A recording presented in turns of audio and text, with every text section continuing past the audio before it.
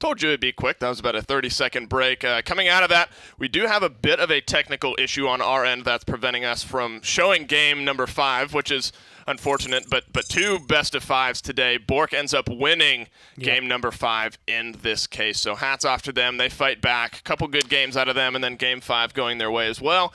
And Bork grabbed the victory here in game number 5. And admittedly, it kind of makes sense. Like, if you look at the scheme of this set, it was like a 4-3 that stolen away is the appropriate term for that first map. Then you have, very well what could is have it, been a 4-1-4-0. Like, those 2 maps were incredibly strong for Bork. Yep.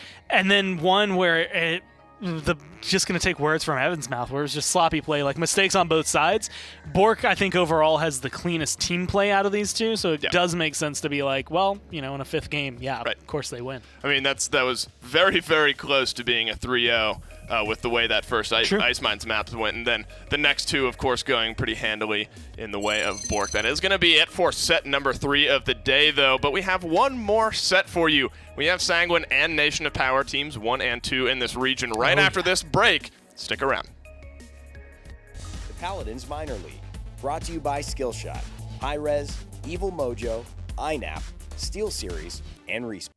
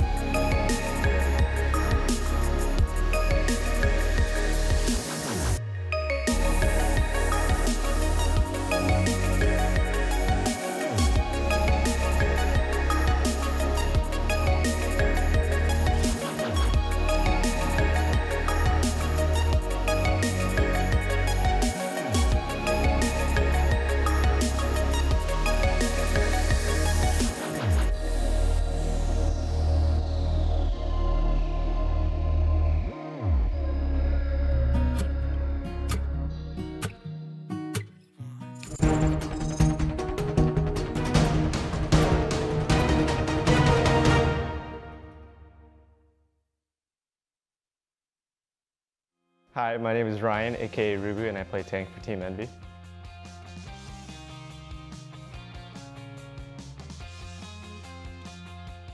Ruckus is like a squishier tank, so he's not as tanky as most tanks, but he does have more damage in return for that. And I think most of Ruckus is mostly playing around his positioning and cooldowns, so like his missiles. I like Ruckus mostly because he's allowed to flank and do a lot of stuff on his own. He's allowed to make plays by like killing backline damages, and I also think his ult's really, really fun. My favorite talent's Rocket Barrage. I think it's probably the only talent that you can really use for him right now, since it's the only strong one. I like it because it gives him a lot of burst. It allows him to create a lot of pressure off doing damage to the backline. I think the core cards for Ruckus is Crystal Capacitator, which is the missile CD cooldown, which is really important considering you get 3 missiles, so it applies 3 times. And also his emitter CD, which is also another big CD for him. The most important thing for Ruckus and improving on him is probably positioning and knowing where you can stand with what cooldowns you have. Managing your dashes and your missiles is really important, and it can basically let you get away with a lot of stuff if you have everything up. I think Big Game Cast is really good against him. Since it kind of boops him away, you can force one of his dashes out, and any kind of record really kind of hurts him since he doesn't have the strongest shield. I'm Ribu, and those are my tips for Ruckus.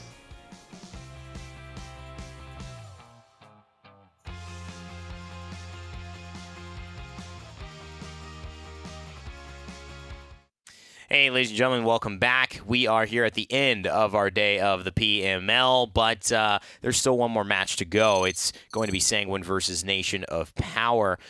Pretty Air and I have switched over onto the desk now. Dave and Gore will be casting this final set, and it's given us an opportunity to talk about some teams that have been doing quite a bit, having a really good run here in the PPL, and of course, we're going to see them throw down. I gotta say that the Sour Team Penta set was much closer than I expected it to be. That last set, much closer than I expected it to be. This is a set that it tends to be. Yeah, that was a real one that'll go down in the history books. I think Sanguine versus Nation of Power is traditionally Sanguine favored, but given how today has gone, I just don't know what to expect. That's a good way to look at it as well. We're going to find out those answers, but first let's talk a little bit about Sanguine and particularly Edgem. His performance, we've seen Priz on Leon. Edgem has been overperforming as well on this champion and really showing some of the damage it can do, not just in numbers, Nick, but in really throwing off your plans. You look at this squad as someone who needs to, campaign for that NA Tier 2 scene. A lot of big roster switches to make this team what it is. And this is a team that I think admittedly has something to prove coming into the MSI.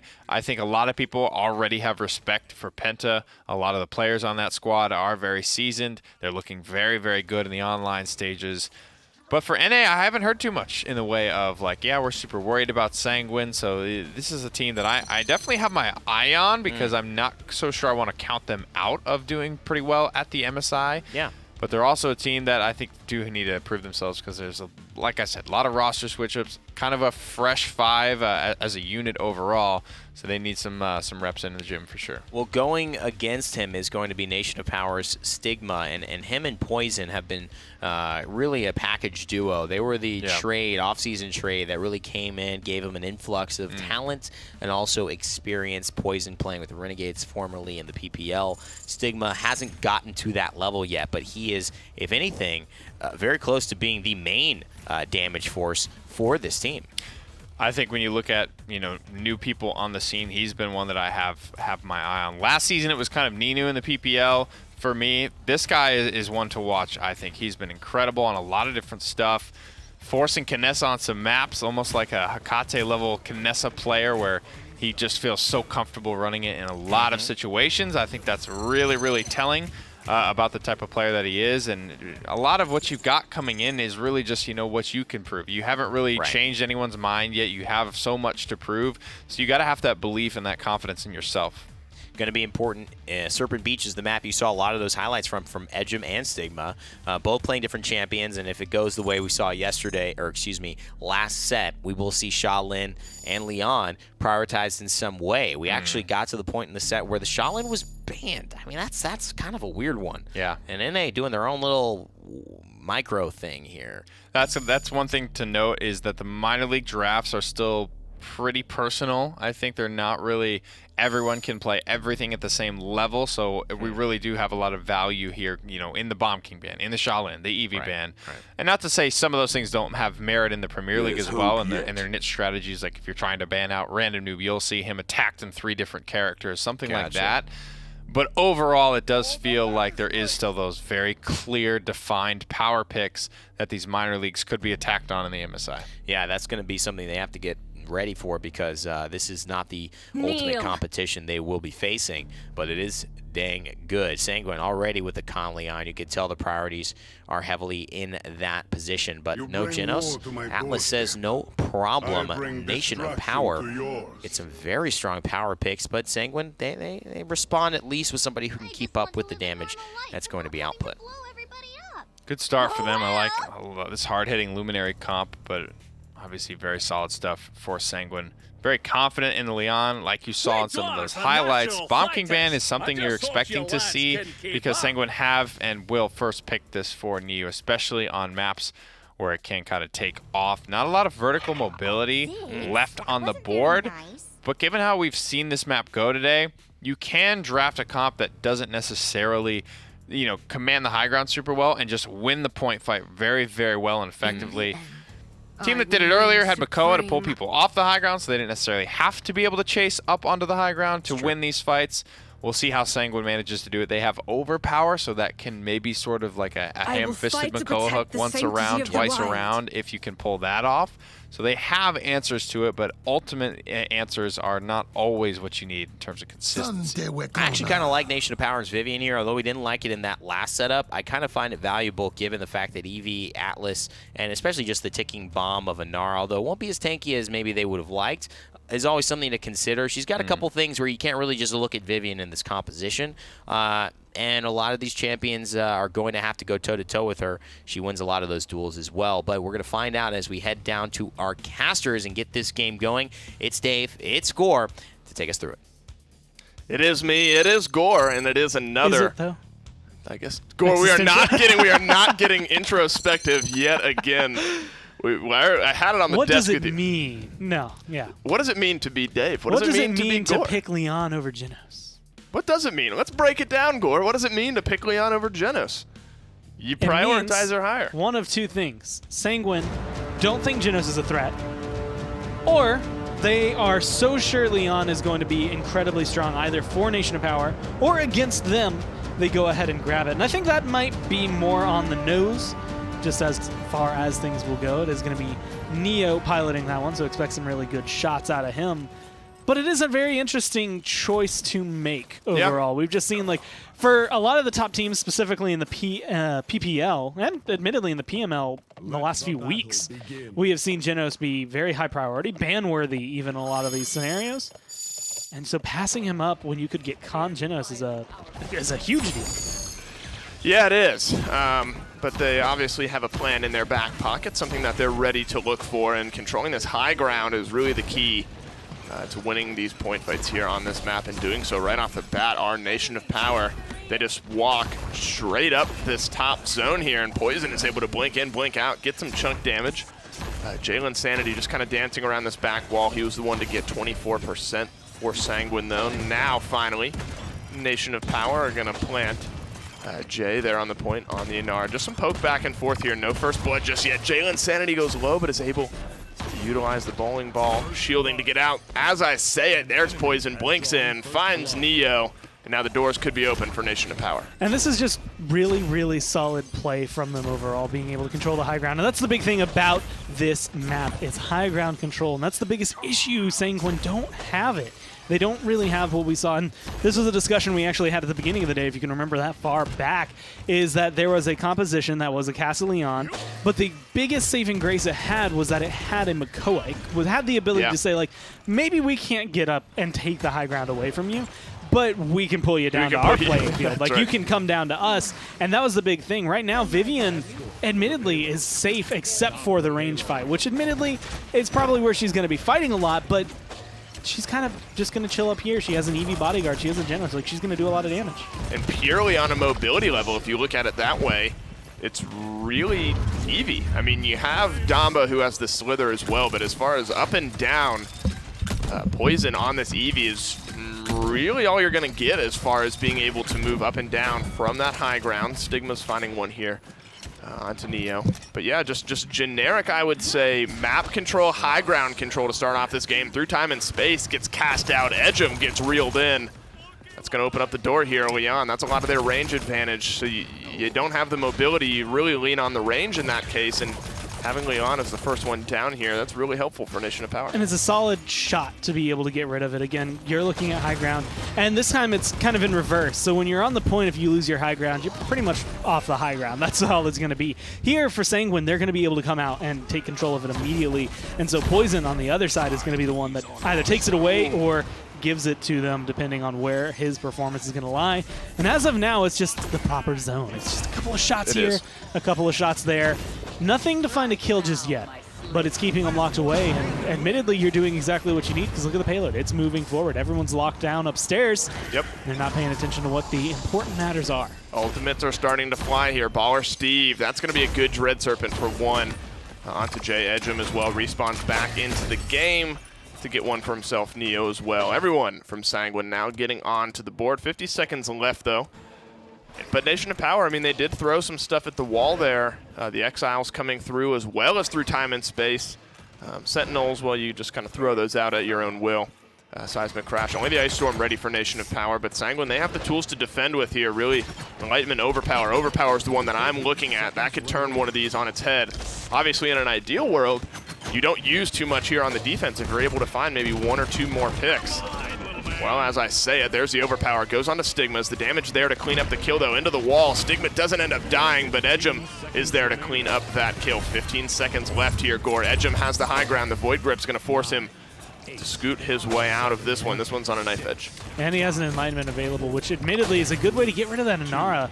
He's not going for it just yet. You can get the reset, but admittedly, I like him holding onto it. Eevee's been blinking around and is just perfectly within that threshold. Pretty quickly, all you need is maybe a 1-2 smack, and you can just shoot her down. But it is poison right now. That's kind of causing, like, I want to just say being distraction. Overtime's going, and everyone has to turn and look at this Eevee when she warrants your attention. Ooh, yep, you see the tumble come out. You know that's the time to get aggressive, and that's exactly what Poison and T-Mac both do. Some ultimates again starting to fly either way. The Dread Serpent sends Poison running, but there's no follow-up damage. Tay is able to find one to stop the bleeding just a little bit, but the Eevee, she's too nimble. She's too sneaky. She has a couple kills here. Out of the base, though, Neo, the respawns are coming through. Remember, that's where the advantage really is when Sanguine are able to respawn here. And Nation of Power, each one of the kills they lose puts them on the back foot. Jay just trying to hold himself alive, but the damage is there for Sanguine. This should ultimately end up being a defense. There's a support and a damage player right here. Yeah, it doesn't last long when they're there. The one thing that I think was really funny through all of that, and it kind of caught my eye, and it was just why when you get into the right rhythm with Eevee, things can feel wrong when you just slip up once. And that was Poison. There was a point where he tried to blink. Blink was on cool, or was still on cooldown. And so you see him looking at Khan, then he just kind of looks down and to the left. And then he looks back at Khan because he realizes, well, I don't have my blink yet. And what the idea was, I'm blinking, I'm behind him, I have to turn and look at him. But because he wasn't able to get there. And that kind of shot, that little bit of time is what gives that extra bit of respawn time, right? That's what lets anybody on Sanguine get back and start defending. Jalen can respawn and run to the point now instead of it rolling in without him looking at it. And of course, on this map, you mentioned how high ground is so important, and that's not only here on this point fight, that's what Nation of Power really controlled. Launching herself up, though, as Inara. Jay is going to use some of his own vertical mobility, a little bit of it built into the kit, probably into the cards as well. Tay giving himself a second chance and a little bit of healing. The first kill of this round goes over to Neo, but Stigma answers back. Here come the Exiles. What target is he looking for? The healer is going to be where he looks at the moment, but there's no damage that really has any effect on anyone here. Just a little bit of zoning, I think, coming out of Nation of Power. They find themselves on the high ground yet again here, Gore, and they're just kind of long-range poking down some of these Sanguine players. Maintains the 40% on his ult, though, for Tay, so he's going to be able to get that back. And it's that, I'm going to stop you from healing for a little bit, try to get us under control. And you could see him lining up the shot, but he mistimed the first one, hit the second one, but there was no other follow-up. There was no one else to really go forward with it. So Polished Steve ended up walking out of that one, not out of the second time. Jay gets aggressive, Tay gets aggressive, and they lose their tandem frontline support duo. And it was around the corner there, but that was a beautiful seismic crash from Jay, and it stunned up 2 members there. And Poison was really able to make use of that. Fly around the corner, clean up a couple kills, and Nation of Power now 81%. They're going to look to get a touch on the side of Sanguine. Not getting dismounted, actually riding right through is Jalen Sanity. No Dome Shield for him right now. No health for him either. Stigma's going to get that one. That's a good Dread Serpent onto Tay. It looks like he might have a little bit of resilience that keeps him alive. And look at the shred coming through from Stigma. Nearly a quadra. Poison's going to take that one away. But that's what you got to be careful of when Vivian has both Sentinels enabled to sit back on the high ground. You're in store for a lot of damage coming into your face. Both Sentinels, a 70-round clip, opportunity in chaos, and probably sprinkle on a little bit of record there to make sure the shield disappears. Like, it is just such an immense amount of damage that causes so much trouble overall. And I think that's the thing Vivian brings, that it's kind of silent.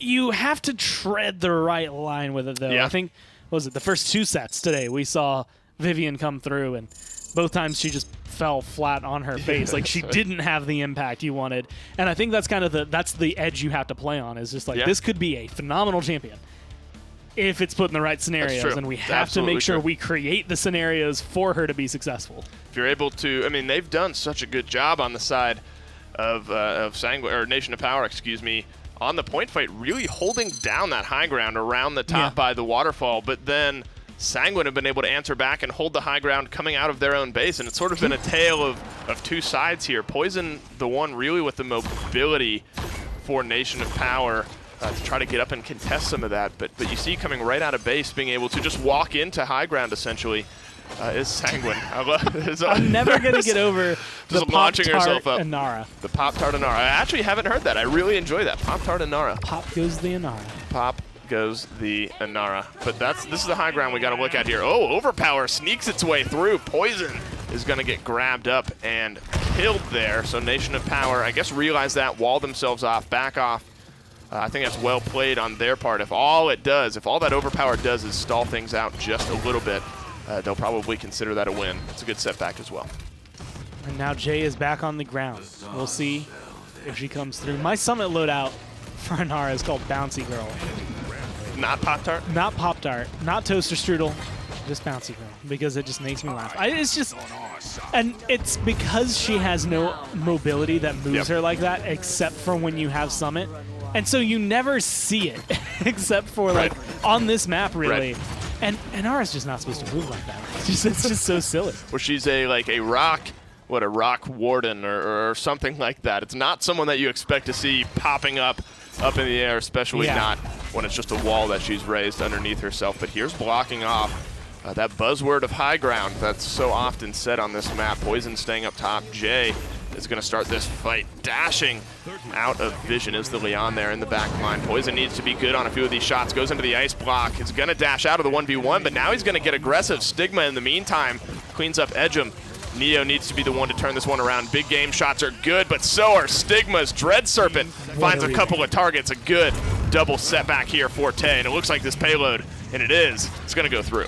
And that setback does two things. And admittedly, the one is it just sends Flame way out of the fight. It throws him right back into the base. And then Jalen is kind of left there as a barrack, about half health, with 2 front lines and like 2 damage dealers staring him down. Like, he's not going to walk out of that one. At least not a happy camper. He doesn't walk out of it at all. And that is just that damage that comes down. I think that's something that Atlas brings, that it's still something that's difficult to factor into some of the fights. Is just like, you just don't think, I'm about to take a 900 damage here. Like, I'm just... Yeah, no, that's never the first thing that crosses your mind. I'm going to get CC'd, and when I come out of it, my health is just going to be 900 less than it is now, and I have to think about that. And Wrecker 3 for Stigma as well. And you look at the shields that are really essential on the side of Sanguine. Of course, Dome Shield, and Barrack's normal shield, of course, in his kit. And then Flame Effects on the con has a shield as well. And just look at that, just melts. Just a couple of shots, gets rid of one of the main parts of the Barrack kit. And that's the power of Vivian, especially with Sentinels. And look at this, the Sentinels are up, and they're charged and ready again to go when both of them are destroyed. Again, another power point for this Vivian pick. And something that we don't really get to see way too often in the minor league or in the PPL. Of course, Alex with his wonderful Vivian performance to seal a set, a 30-something kill performance he had there. And Stigma's just running down Flame Effects right now. Savage. That was a double through time and space as well for T-Mac. And this door is busted wide open. And with 4 streaking members, it looks like Nation of Power are going to take game number 1. I mean, they're holding on to it. There's still a chance for some overtime, but someone's got to move incredibly fast to get there. And no one did. No one did. Nation of Power, that was a very clean win for them. You got to inject your horse with, like, super speed steroids for horses. I got them in the back. I got my horses in the back. You got your horses in the back? No, we're not going It's like there. Phoenix is in here singing all over again. Does Phoenix sing that song? I haven't heard that one yet. It was a pregame interview. He was like dancing around. It was on his birthday. He was like dancing. Was it? Okay. And then like right when I walked in there, I was like, you guys are just like super happy. And they're like, Phoenix was just dancing and singing Old Town Road. That's exactly what he was doing. But what I was actually thinking of before that was, you had mentioned like Vivian being able to kind of demolish the shield, specifically for Barrack. And it hasn't happened since they got rid of the talent, but the only person I've ever seen burn through a Dome Shield's shield was a Vivian Wrecker 3 with whatever the name of that talent was. 20,000 health shield, right? And it was just because she did like 500% damage to shields. Not going to be able to do that anymore, but you still look really cool if you could do it. Look at that, 95,000 damage. It's a lot. Going toe-to-toe with Edgem in this case, and Nation of Power they start off really, really well there, controlling the high ground, controlling the map to the best of their abilities. 3 deaths almost across the board for the bottom 3 there, 4 and 5 for the other 2. Sanguine, I mean, they held their way in there, I would say, Gore. I mean, yeah. it was, I would say, felt closer than a 4-1, but still coming out on top here, Nation of Power. Let's send it back to the desk and hear their thoughts. Well, yeah, Nation of Power, take that one. Edgem has a good performance. Goes positive in a game where most everyone else is heavily negative, but Poison on the Eevee, very hard to deal with, and that's what made the Vivian work as well. It was a good lineup that had synergy. Taking us all by surprise a little bit. I don't think anybody really expected that game to be over quite as quickly as it was. Everyone today stirring up a little pot, a little upset sauce on the day. Poison helping to get that one started. Vivian working out for them in a lot of ways, and I think this is a great way to kick it off if you're Nation of Power. They're gonna head to Ice Mines. Remember, Frozen Guard, Warder's Gate, Frog Isle, and Bright Marsh were our bans, so still some big names like Jaguar Falls still in the pool to be played. Well, I'm excited to see how this manifests as well. All these drafts, these bans have been interesting, especially in North America. And the Khan into the Bomb King on the opposite side. Will we see an Eevee ban here? Keep some things open. The Makoa, and it's going to get taken away. So Torvald will be the big front line that is available for Sanguine if they do want to go for it. They're going to go for the Ashe. Stay close. Probably an interesting... Torvald's lost a couple of times today. I think maybe people just starting to figure out how they want to play around it, if they want to let it through. Man. Sanguine with the Khan Atlas bans here. Imani early. Cassie didn't quite hit the mark in game number 1, which is Neo's kind of second go-to. You can see them banning the Bomb King a lot of the time because that's what he loves. But frankly, I thought he's been just as good on the Cassie. Explosives. Outside of that last game, looks like he'll be playing the Pip this time around. World-renowned skill. Keep things rolling. All right. I'm excited. The Genos Imani is dangerous, and we have seen some damage come through in the way of the Tyra. Ice Mines again. I mean, Nick, is there something to today that Ice Mines is being felt like? I feel like we've missed this one for a while in the PML. It's been heavy in the PPL, and then it dropped off in the PPL, and now it's back in the PML. Yeah, I don't know what it is. Today's been kind of weird. Someone must play Ice Mines somewhere. Today has been definitely not one of meeting expectations in the minor league. Torvald completely overlooked. And part of that's due to Ice Mines. I don't think when you pick up Torvald, you pocket somebody and they kind of run around. But with Ice Mines, you don't have a lot of room to run around. You really have like 2 ways you can go, and they're both being watched very heavily by 2 or 3 people in a lot of cases. So these teams wanted to stick with something a little more solid, especially on the front line. You want to have as much beef as you can, trying to push and create space for you. I do like the Pip here for Sanguine, though. I do have to say this has been picked pretty early for them. I think as long as they're able to follow up with Ashe and the space she can create and get aggressive and force Barrick and Fernando to fight where she wants to fight, they'll be in a good spot. It'll be interesting. We'll see how most likely Stigma's Imani looks. We'll also get a chance to see Poison on the Drogos. I'd expect this is a combustible Drogos, which oftentimes is foregone in this meta for the Worm Jets, unless on maps like this. So exciting to see how this turns into a heck of a game. Ice Mines coming at ya. Send it down to our casters. Thank you, gentlemen. Game number 2 is on its way, and with that brings the icy cold chill of Ice Mines. Nation of Power flexing their muscles, showing their power in game number 1. Sanguine, they had a little flash of life there, but really controlling that one. Or Jay, Tay, T-Mac, Poison, Stigma. Well, I was going to say and the rest of the lineup, but I went ahead and just said everyone's name. And they'll look to do more of the same here. Looks like Combustible Drogos, and it is going to be Combustible Drogos. Wouldn't expect Worm Jets on this map. That wouldn't make way too much sense. But the Pip, though, I am really excited to see Pip come through on this map. Obviously a common pick here. Is that the difference maker, Gore? Do you think he makes enough of a difference? Yeah, I think so. Honestly, I'm really just confused. Like, it feels like Nation of Power got one of the strongest, like, startups to a draft. Yeah. And finished it out really weakly, like, admittedly. Like, sure. It's just like everything fair. was up front, and then at the very end, it's kind of like, yeah, you know, let's go ahead and grab Drogos. It's like, no. Drogos is... You've got Pip, you've got Cassie, you've got Ashe, you've got Inari, you've got Moldava. Like, again, a lot of teams look for this, and this is applicable to this region since we just saw it happen in the last set, as a 3-3 point fight. You're looking at the very end. And I think when it comes down to it, Sanguine have a better point fight draft. I think unless Drogos just has the time of his life with those rockets, we're just not going to see anything impressive enough out of him. And they're controlling the map right now. Neo is just standing back, plugging away. These AoE shots have been good pretty much the entire time. Bowling Ball is going to give a little bit of shielding over to the other barrack, and he needs it. At 20% health right now is Tay. Finally getting off the point, though, are Sanguine. Nation of Power bought just a little bit of space. 96%, though. Couple kills, and this one could be going the way of Sanguine. They've been allowed to just stand there the entire time, and that's an Evil Mojo very early, but there's no follow-up damage just yet. First blood finally after 2 minutes into this one goes over to Edgem. The rest of the fight's starting to break out. Flame Effect really controlling this right side of the map here.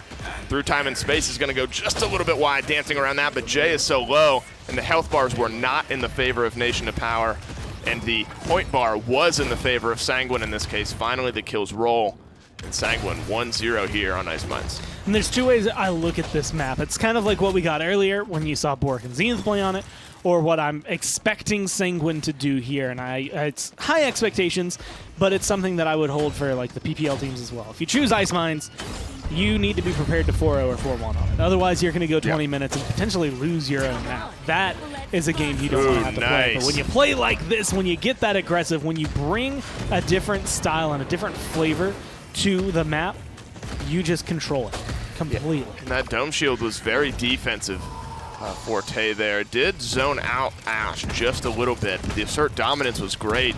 Stuns and damage onto two members of Nation of Power. No kills result from it. But the space that it bought for Sanguine just to move up and keep that payload moving forward has been really impactful. Some chunk damage goes on to Neo, but Weightless is going to get him out. He's dancing around, heals himself up just a little bit. He is sort of the 1v1 champion after all. Finally, three members of Sanguine come back to help.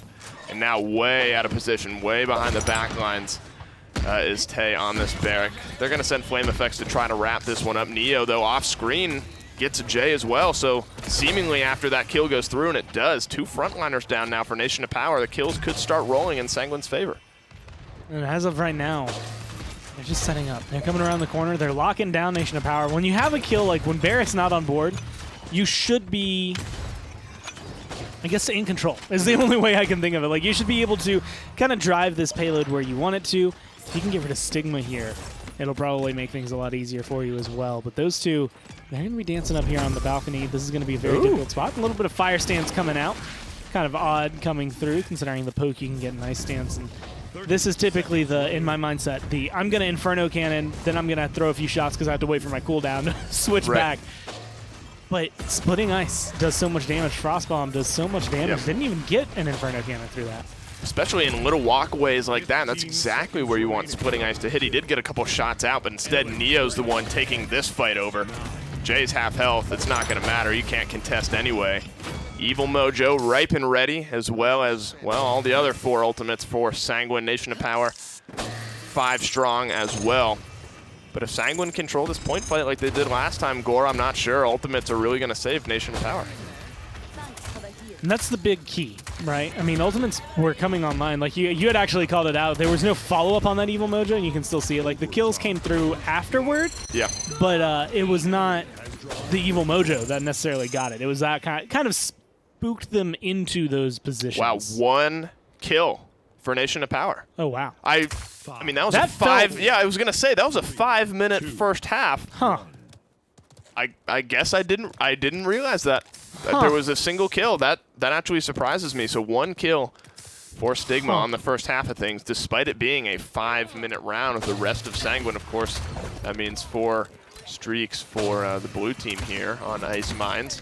But definitely surprising. The Dragon Punch should be good for another kill. So the second kill comes out. Jay pops the Immortal as well, but gets sent running by Dread Serpent. The shots are good, but the kill is not out just yet. The second Dragon for Nation of Power is out and flying around as well. Edgem's just going to tumble his way back, keep himself alive, and see if they can get this Dragon burned down. Well, I mean, so far it's looking decent. It doesn't seem like they have a lot to counter it. I think I saw maybe a little bit to come through, but that's going to be a kill on Edgem. 1 kill in the zone is really all you want out of that. Yep. Like, you're set. Like, this point might just, no, it's over, especially with that seismic crash. Like, there's no way you're getting there now. And so, as it is, lo and behold, we're on Ice Mines, and it's going to go a long map. And that is the power of Dragon Punch. You have a single kill if you're Nation of Power on the first half of things. Dragon Punch comes through, drops off a frontliner. Evil Mojo is going to be good for a couple of kills. Hello, Neo, making that Pip do some work here. T-Mac, though, is going to clean him up. Just a little bit of space. Of course, one of the faster charging ultimates that we see. 2 minutes left. Happy to use that. Happy to help his team start off this defense on the right foot. We kind of mentioned it, Nation of Power, a single kill in that first half, and then the ultimates. I asked if sort of the ultimates were going to be a big difference maker because, of course, you don't have them on the first point fight. And they did. The Dragon Punch was good. Yeah. Found an essential kill. The Immortal as well came out and bought Jay just some space, just some time. Through space and time, did not really hit much, but it bought some zone. Everything working out for Nation of Power in that fight here. But a minute and a half left, and this payload hasn't really moved all that far. And this is, when it comes down to it, what a comeback mechanic fight on Ice Mines look like. Like, you might be able to get another fight here if you're Nation of Power, because you've obviously shown that prowess in the past. You're up the map.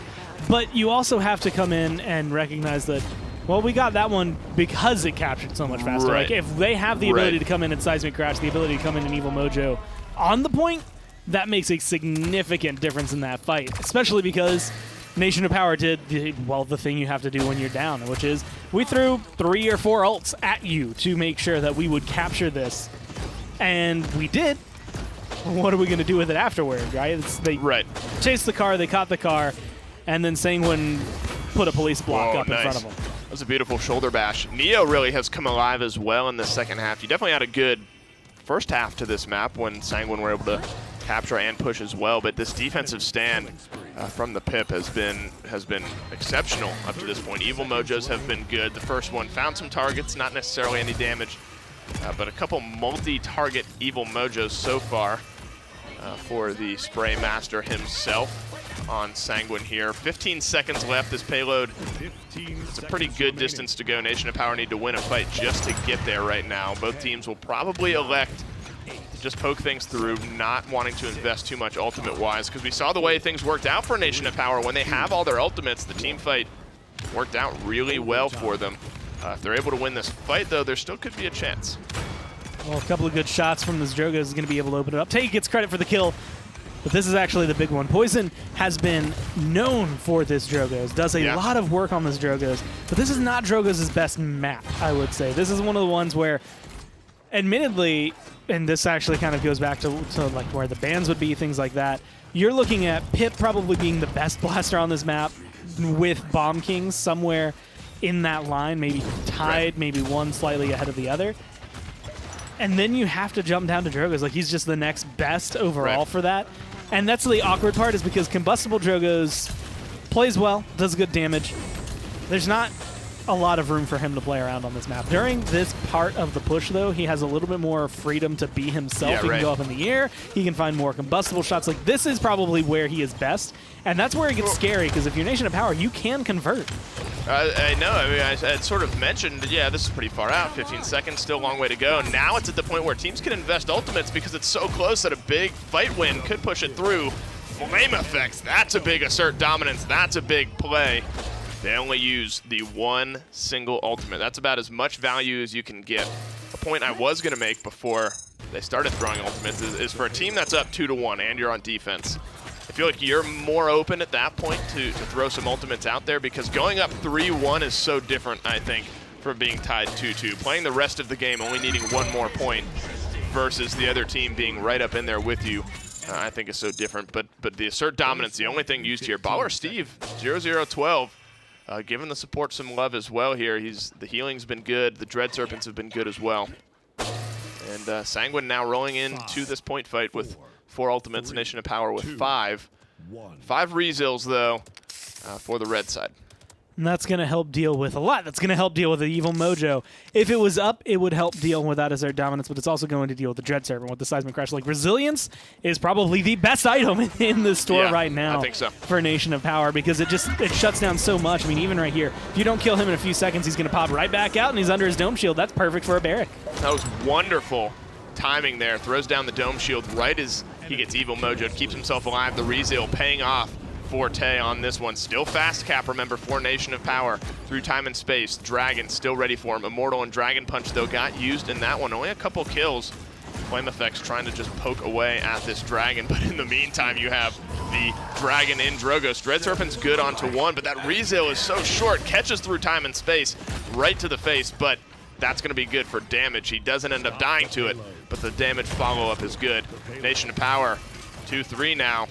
They've shown a bit of resilience, per se, on these point fights. Doing exactly what they need, which is keeping themselves alive. That 3 time and space was actually crucial because it connected but didn't kill. Yeah. And it's like, well, normally you'd say, well, that's wasted. It's the shots that follow it up, putting Ash in a bad position. I just believe, like, being able to lock her down in such a perfect scenario, I guess, for you, so that she doesn't get back to the point. She's not able to do any damage. She's not able to get anything done.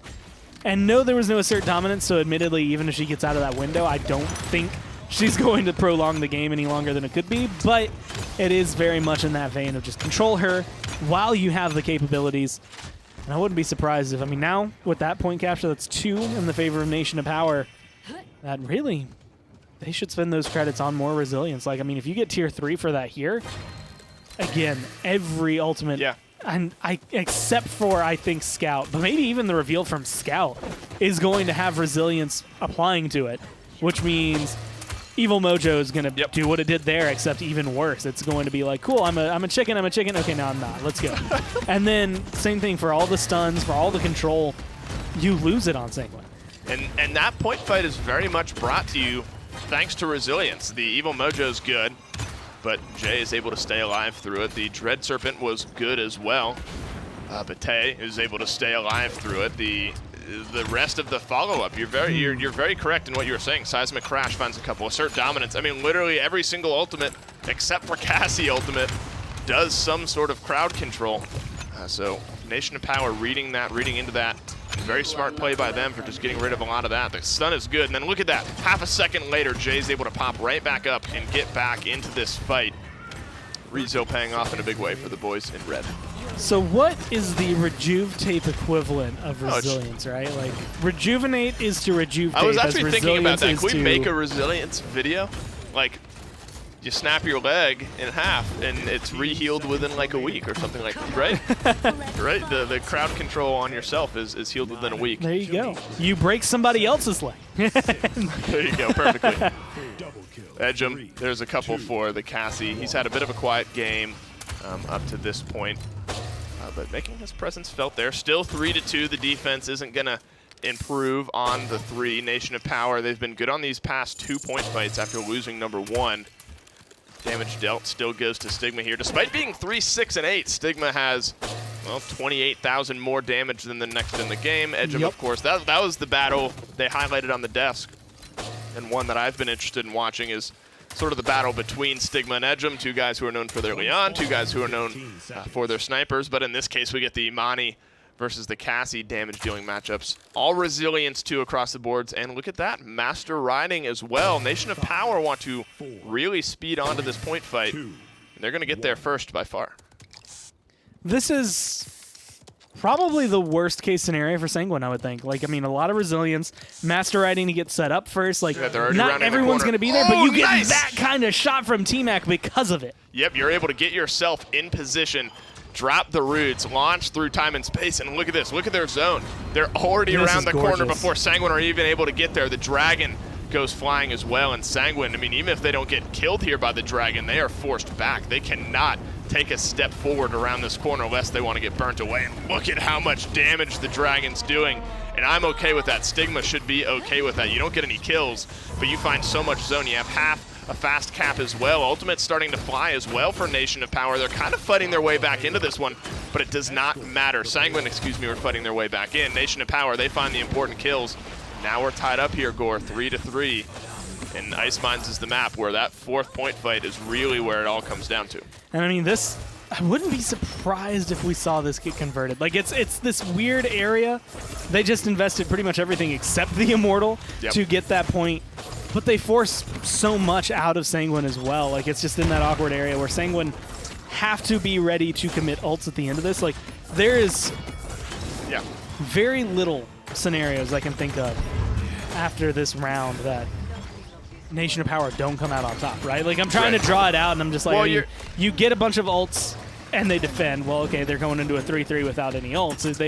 don't use their ults, then they probably don't defend, right? It's going to be very rare that they can get that and keep their ults. Well, you're really balancing on a knife edge on defense in a 3-3 because the team that sort of dictates the ultimate pacing, I would say at least, is the offensive team. I mean, if you're Sanguine and you think you can get away playing defense without using your ultimates, if you say, all right, Nation of Power aren't going to ult, then it's just going to be a level playing field, then Sanguine won't throw too much out there. But if Nation of Power come in and they say, all right, we can win the game here, and they start throwing ultimates, then Sanguine have to answer back. And it's really on the offensive team, I think, to at least dictate the ultimate pacing. The teams have shown the willingness, though, to just throw one or two out there. Sanguine using one assert dominance, one ultimate with a great defensive stand a couple rounds ago. But that doesn't matter if this payload doesn't move any further forward. I mean, this is, the worst 45 seconds you're going to sit through today is just going to be around this corner, probably. Yep. I don't see anyone on Nation of Power. Like, if you are halfway there, if you're 3/4 of the way there, maybe this comes through and looks a little more interesting, but it's going to take them a while to get there. They're going to have to get a couple more kills than just that. If they come around that last corner, the question starts to become the important one. What ults are you willing to spend for this? Are you going to throw out a Dragon Punch if it means not having it in the event you don't get the defense? Or do you think you can read the scenario? And I think both of these teams can read the scenario well enough to say, we have to do this. So it's going to be up to them. Nation of Power, they're the ones driving it. I mean, Nation of Power, I don't think, now especially with Poison going down, Sanguine, I think, need to feel more comfortable with not investing too much. Stigma gets a kill to answer things back, so it's a 4-on-4, and the stagger is in favor of Nation of Power here. It's these next few kills. If they're able to get Jalen Sanity here, that's actually pretty big as this rounds the corner. He's going to step into a little bit of the healing. Geno's going to top him off here. This is just a delicate dance around these sides here. Through time and space coming out very frequently, it seems like, in this round here. Poison finds kill number 1 in this fight. The Dragon as well from Stigma is burning away. Edgem having to find himself onto the back foot here. Evil Mojo's good from Neo, but he's alone there in the front line. Tay finds that one. Gore, this one could go in. I mean, this is exactly what they need. Flame is trying to do whatever he can, but he doesn't have the assert dominance immunity anymore. He's locked down. He's killed off. Hello, Stigma is going to be able to get 2 kills from the top line, and this is just looking solid for Nation of Power. They're burning away right now. Jay, the healing is good, keeping him alive. 700 health. There's a little bit of chunk healing. Raising up the shield. Jalen Sanity answers back onto Stigma. So far back and forth here for both teams. The defense is successful, and we're going to point fight number 4. And if we're looking into history, we would say Nation of Power have the advantage. We talked about what do you choose to invest. Nation of Power invest everything to try to push that one through. Edgem, they have the vision, they have the scout, but Seismic Crash is the main ultimate to look at here. That's the only really impactful ultimate going into this point fight is the Seismic Crash on that side. We'll get a look at the items as well coming out of this. Maybe Sanguine invested in some Master Riding as well. 1 onto Flame Effects. Yeah, it's not going to be enough. 2 onto Poison. So they're still going to round that first corner, but they don't have the starting ultimates that they did last time. No through time and space to start off the fight. This is going to be the closest you can get to the initial point fight as possible, just with items, admittedly. Like Nation of Power are going to get there sooner. Scout will come out almost immediately after we see Cassie dismount here. And then the question is going to be, how does this Seismic Crash impact? And where does it impact? Where are these kills going to come through? Because this is going to be just pure brawling. Almost an immediate fight there on the opposite side. Look at that resilience. The stun is essentially negligible coming out of Jalen Sanity. Stigma stays alive as well, and Nation of Power, they could make it 4 straight point fight wins to take this one. None of their payload pushes going through. And they have the zone yet again. Jeez, oh, that that's was good. Combustible burning away at Sanguine. They have to fight through so many members, so much damage coming through from Nation of Power. 72% for the red team here.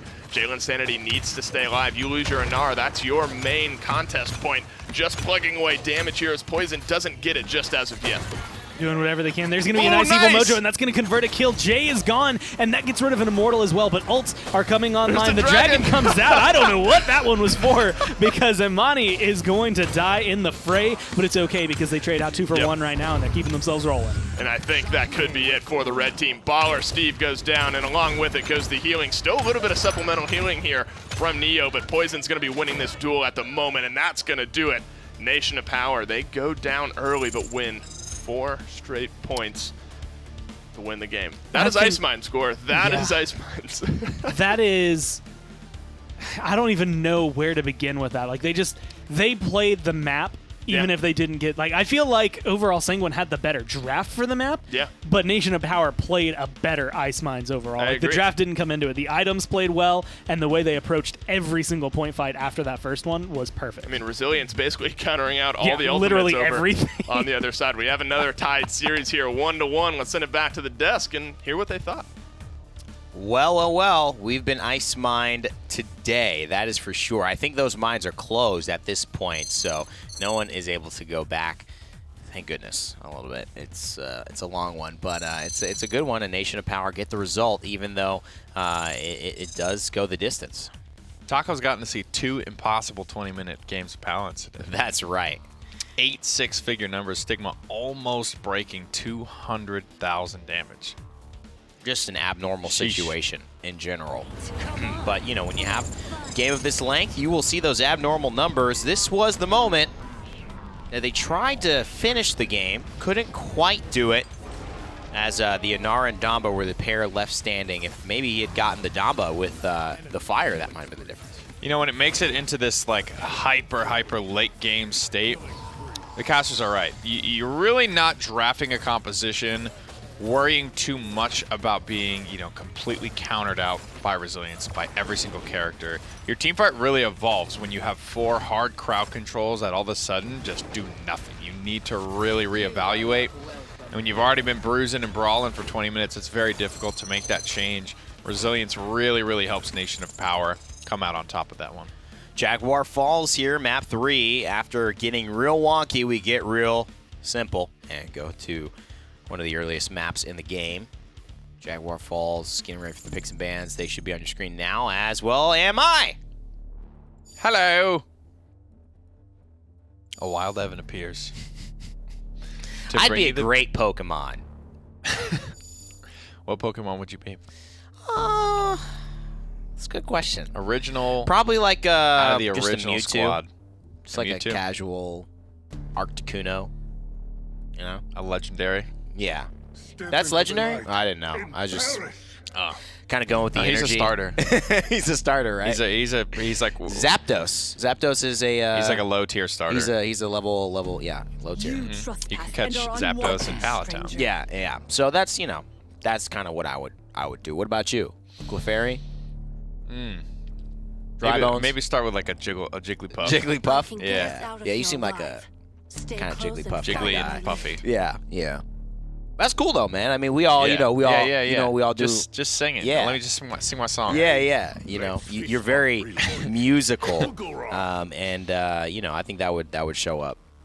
It wouldn't work with all the gym time you're putting in though, because she's a little rotund. Ready for this, Ziggs? Well. Are you kidding? I was born Is that where you're putting in the gym time? What's Okay. Wiggly Tough. That's what I can be. I'll evolve into Wiggly Tough. T-U-F-F. Yeah, I think that's how it's spelled. You're trolling, but I think that's how it's actually spelled. Well, that's how Puff is spelled, but not tough. But yeah, you're right. It would be spelled exactly. Yeah, Wiggly. Oh man. So you'd be, what would your characteristics would be? Very wiggly, very good dodge, good agility. Yeah. And very, when they do Tough, hit you, dude. you'd be so tough that it wouldn't do any damage. That's right. That's right. Oh, look how hard I'm trying. How Man, Nick, embarrassing. Kind of like Pip. Yeah, kind of like Pip. When you do hit him, he's got moxie, but a lot of times you just don't hit him because he's just weightlessing around. He's pretty wiggly tough, man. He is. And Nation of Power trying to round out this lineup. Hear my call. Wow. Okay. All right. Well, the Amani. It did work out for Stigma, but I think this will actually be Stigma on the Vivian this time around, and maybe Poison trying his hand on the Amani, as far as history has told us. And this is, double damage amp. It has its merits, but I think building into Wrecker quickly and staying alive for the early game, getting their cauterizes, getting their Wreckers online. I think once items are online, Nation of Power should be in a pretty decent spot against this comp. All right. Well, it's sitting down the casters. Get ready for Game 3. Thank you, fellas. Of course, my brain is mush today. It's not a 1-1 set. It's a 2-0 set for Nation of Power.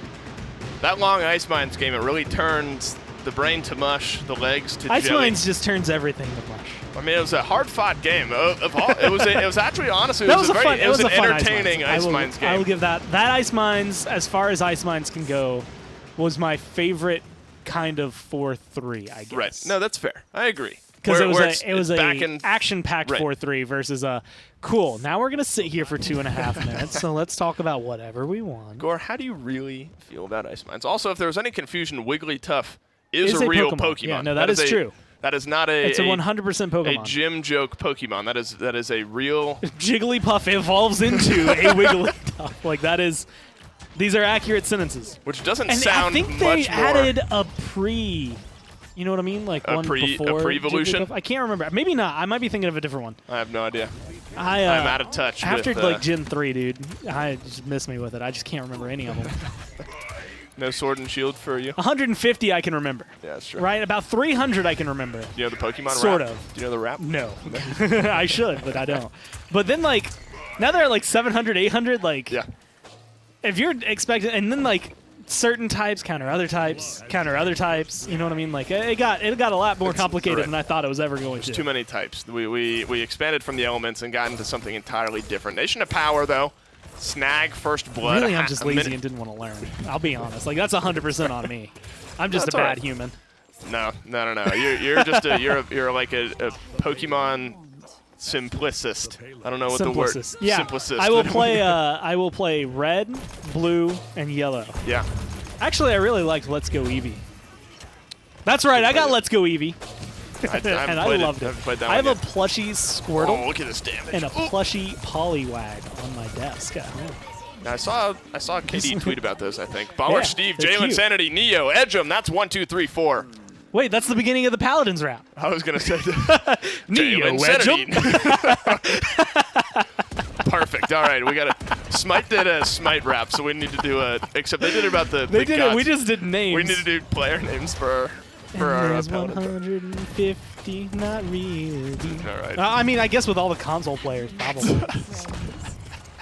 What is it? 16 times right, 5 all right. there. Plus, well, let's say times 6 for subs. I'm not doing this math for reals. And then you've got 8 times 6 for minor league, and then kind of like 8 times 6 for Premier Oh, League. good stun. Yeah, you're right. It's a lot of numbers. We could fit it in there. Stigma with those Sentinels active. Look at how low the blue health bars are right now, and I think we expected, or I should say, you look at the draft of Sanguine, Torvald, and Genos, and you expect the opposite to be happening right now, and that Nation of Power are telling Sanguine how this game is going to go there. Well, they you are know saying how we're going to be aggressive. You said you felt after a 4-3 Ice Mines? Yeah. You know, imagine being on the 4-3 Ice Mines, but being the team that right. lost the 4-3 Ice Right. Mines, that's what this does to you. And it is, you know, they're playing well. They have the shields. They have the damage amp. And like you said, and I admittedly on paper, Sanguine should 100% win. I think Nation of Power flicked a switch in their mind. Because I think did. at the last time Sanguine won, like Sanguine is first place. Whatever Nation of Power has been doing behind the scenes Good dragon. is doing a lot for them. No, they are, and they're making changes. They're making adjustments going into MSI, and that's what's important. Still trying to fight for the proper seeding here. 2-0 on Jaguar Falls. I mean, we were of course talking about Pokemon, but that's a quick 2-0. That's a quiet 2-0, I would say. I mean, 7-8 kills. I mean, that's not necessarily a small amount of kills, but that's not a huge amount of kills either. That's very, I would say, quiet, especially with 4 of them going on to your Inara. 4-1-4 for Jay. And every once in a while, we'll see one of those Inara performances where The whoever's Inara playing it carry, just dude. pops off. Doesn't have the damage, but does have the kills in this case. But the damage, top damage, I should say, top 2 on the blue team here on this side, but not finding a lot of the important kills just yet. 3 resiliences as well for Nation of Power. Taking a page out of their own book from last game. Some things that would help out with for sure. I'm going to say, okay. the fact that it's already down 2-0, if Sanguine didn't have top damage, then they weren't playing their composition right. Like, right? Like, No, you're right. I feel like there's almost no way to not do the most damage Oh, unless you just good. get CC chained like that. It's going to be 2 kills no. on the back of an awesome Dread Serpent and a nice Frost Bomb. And yeah, Edgem's going to return too, though. but it doesn't look anywhere near as cool. Yeah, wow, you start off with the biggest advantage you can ask for, but Edgem, he's another factor entirely in and of himself. Can you win this 1v1? Doesn't hit the final few shots. Stigma does, though. That's a double. Nation of Power, Dread Serpent into Frostbomb. Answers back with a double from Stigma as well. 7-7-10 are the 3 streaks for Nation of Power here. 57% on their way to point number 3. Still have Assert Dominance, still have Seismic Crash. Sentinels ready to be used as well. You know, for a one-man Wrecking Force, I will give Edgem points for what he was able to accomplish, but I will say style points. It looked cooler from the other side. Either way, it's still going to be a 2-for-2 trade. It was very impressive from him to be able to get that aggressive and have that big of an impact, but unfortunately, it doesn't seem to be making that big of a difference. 2-for-1 right now. Baller Steve puts his name on the list, but it still comes down to the point fight and who's controlling it. And right now, that's all red all the time. And they only have one that could get in there and contest. I was going to say it was Torvald, but unfortunately... Torv who? Torv who? Torv who is back in base right now. He does kind of look like a Who from Grinch, doesn't he? Yeah. I could see him being like, good route. You know, they're very big on Christmas in Whoville, in case you missed the story, from however many years ago. But he could very much be the Who version of Santa. Yeah, right. No, you're right. I think you're absolutely He builds correct. a bunch of stuff. He made himself a gauntlet. He probably makes a bunch of little toys and stuff for kids a too. little too violent, I think. Good for guy, Who's. Torvald. Oh my God, so much damage or something. I don't He's know. defending the realm of the Who's. There you go. That's why he's here in the fight. Who defender, the one champion of Whoville. I don't know what it is. You might champion of Whoville. Some may find it annoying, but there's something so satisfying about Sentinel damage and how it just melts away health bars, especially when you're running those longer shot duration cards that ramp up your damage. Sentinel's finally going away. Oh, I guess they're not running those cards this game.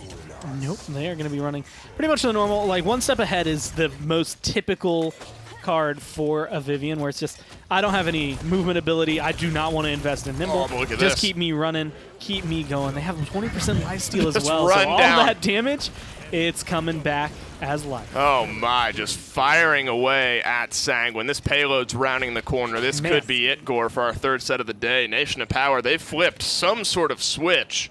I don't think I have ever seen a bigger turnaround from a 22-minute game to a sub 8-minute game, where it's just like, whapa. There's so many. What was it? Whapa. They switched it out. You heard it here first. Wapa goes Nation of Power in Game 3, and they take the 3-0 in set number 4. And there were so many things that just went right for them in that last game. You're going against Genos Torvald, which sounds scary enough on paper, but that was about as quick work as you could make.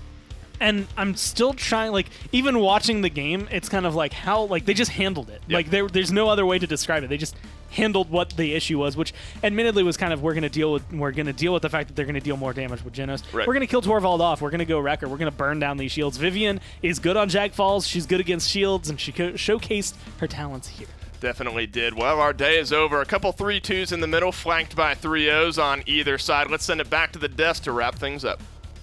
Thanks, guys. That was a 3-0, but it didn't really feel like it. Of course, it is the end of the day, and it is Nation of Power taking it over Sanguine yet again. Nick, pretty good performance by them to close it out. I gotta say, it's just a upside down, backwards type of day. Teams beating each other that have not beat each other in a long time, but I guess that's a good sign, because it's towards the end of the phase. You could have given up, you could have stagnated, you could have just been the same old. But that wasn't the case today from really any team. I'm really proud of what Nation Power were able to come in and accomplish today. Yeah, big risk on the Torvald. Not a risk, but you never know how it's going to go. Could overwhelm, could underwhelm. And underwhelming in this one, it seemed like JT, they had better end of it. But Stigma as well as Poison also really working these lineups and the flexibility of the Amani between both of them, as well as the incorporation of the Vivian. Nice to see all these ideas coming to fruition here. Vivian definitely having a leg to stand on in this set. Interesting thing to note. Last week it was Maeve. This week the story might just have been Vivian here. And after these clips, we'll get a chance to take a look at the standings, where things actually might matter a little bit, because in a set like this with the 1 and the 2, when the 2 3-0s the 1, that's a 6-map swing. So they're able to close the gap fairly effectively. I know Sanguine were ahead, but I'm not sure that they were ahead by so much that this isn't going to matter. as we look into the standings now, things yeah. are much closer. 3 maps separating the 2 teams.